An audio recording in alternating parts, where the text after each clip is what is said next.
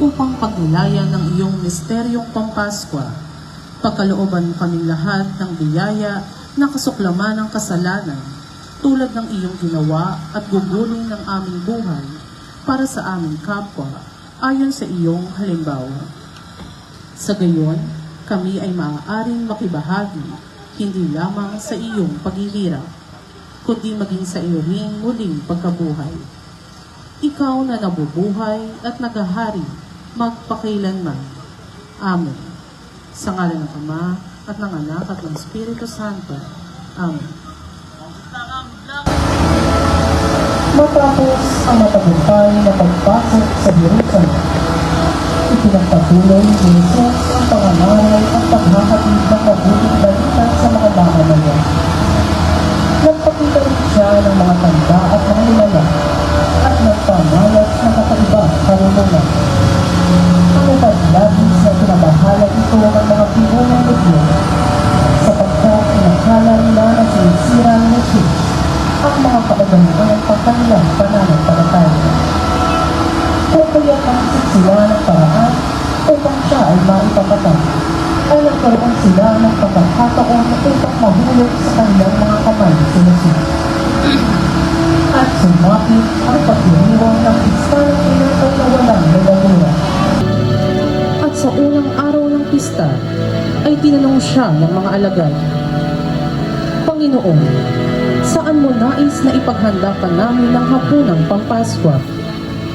At sinabi ni Jesus, pumaroon kayo sa kabayanan sa bahay ng isang lalaki at sabihin sa kanya Na ipaghanda tayo ng laban para sa hapon. gayon na ang ginawa ng mga alagad at sumapit ang gabi. Pumaroon sila sa nasabing bahay at matapos hugasan ang paa ng mga alagad, ay dumulog sila sa hapunan.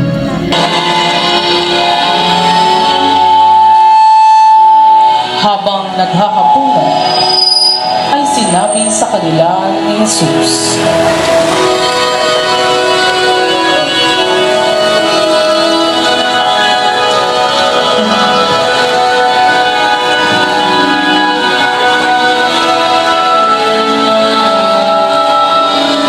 Katotohanan sinasabi ko sa inyo, isa sa inyo ang tatanong sa akin. Ako po ba, Panginoon? Sino po, Panginoon? Ako kaya, Panginoon? Kung sino ang sumabay sa akin lumambot ng tinapay at sumausaw sa mangkok ay siyang magkakaroon sa akin. Ang tao ay kailangan magdusa. Ngunit sa aba ng tao mabuti pang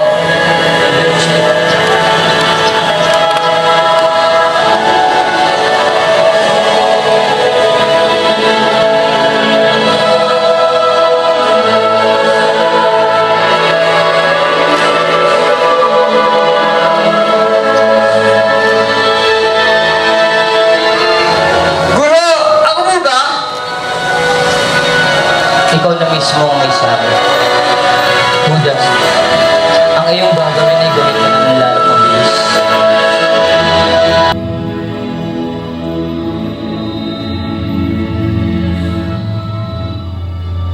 nang matapos ang hapunan, tumayo si Jesus. Dumampot ng tinapay at matapos magpasalamat ay pinapira-piraso. Iniabot sa mga alagad at sinabi, Kunin ninyo ito. Ito ang aking katawan na inihahandog para sa inyo.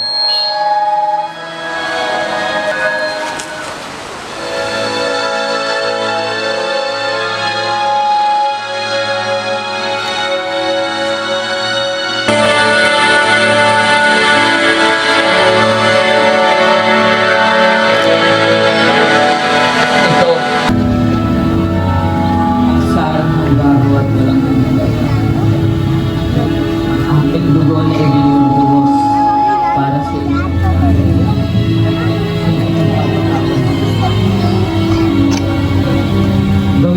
ito bilang pag-alala sa akin.